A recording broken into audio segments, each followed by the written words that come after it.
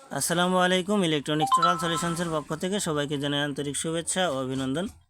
সম্মানিত ভিউয়ার্স, দেখতে পাচ্ছেন আমার সামনে ডেল্টা অডিও P9001 মডেলের একটি প্রফেশনাল পাওয়ার অ্যাম্পলিফায়ার।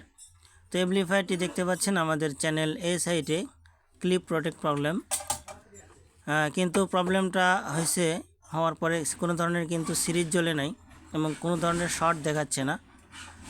আর এই ধরনের প্রবলেমটা কিন্তু ক্রিটিক্যাল হয়ে থাকে।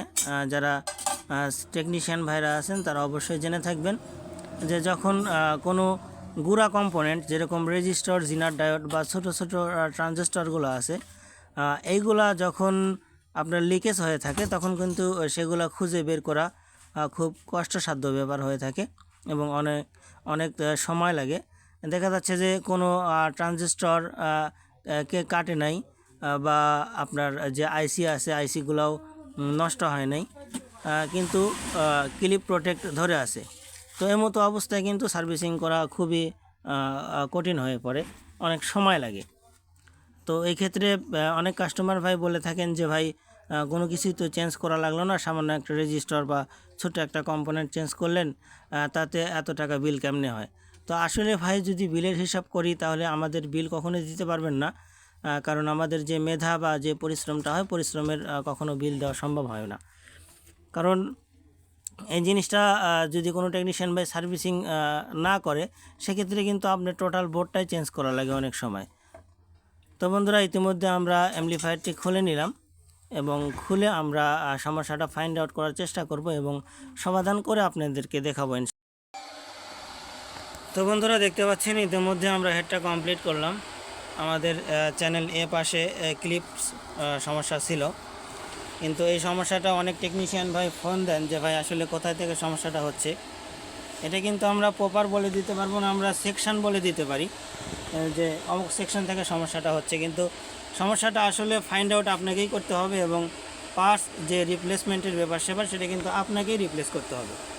তো এখানে কিন্তু আসলে অগণিত কম্পোনেন্ট আছে, তো এইগুলোর মধ্যে কোনটা খারাপ হলো এটা কিন্তু বের করা খুবই কষ্টকর।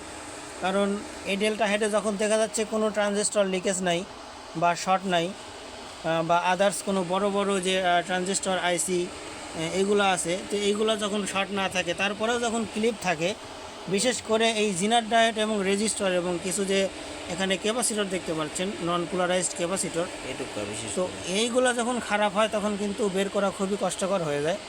দেখতে পাচ্ছেন এখানে একটা রেজিস্টর আমরা চেঞ্জ করছি 100 কিলো ওহমসের এই রেজিস্টর এবং এখানে দুইটা জিনার ডায়োড। তো আসলে সমস্যা কিন্তু এতটুকুই ছিল যে জিনার ডায়োড এবং আর এই যে এখানে একটা নন পোলার ক্যাপাসিটর দেখতে পাচ্ছেন 1 কেভি। তো এই ছিল সমস্যা। আসলে কিন্তু এখানে মোটামুটি হিসাব করলে 5 টাকার পার্টসও কিন্তু লাগে নাই, কিন্তু তারপরে আমাদের সময় ব্যয় হয়েছে মোটামুটি 4-5 ঘন্টা। তো আসলে আমরা কিন্তু পার্টসের দাম নিই না, আমরা কিন্তু সময়ের দাম নিই। তো এটা আলহামদুলিল্লাহ সাকসেস আমরা সমাধান করছি। আর সেটা আপনাদেরকে দেখানোর জন্য এখানে 4 ওহম লোডে আছে। বাংলাদেশের অধিকাংশ মানে 99% লোকই কিন্তু 4 ওহম লোডে সবসময় বাজায়। আর ডেল্টা কোম্পানির লোকজনও পিছনে লেখা দিয়েছে যে পার চ্যানেল 900 ওয়াট 4 ওহমে। তো সেটা আমরা ঠিকঠাক পাচ্ছি কি না, এই পাশে আমাদের অসিলোস্কোপ লাগানো আছে এবং ক্লিন আমাদের 900 ওয়াট আউটপুট দিচ্ছে কিনা সেটা একটু আপনাদেরকে দেখাই।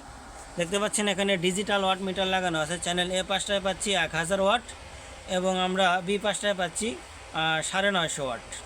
50 ওয়াট কম বেশি এটা কিন্তু ব্যাপার না।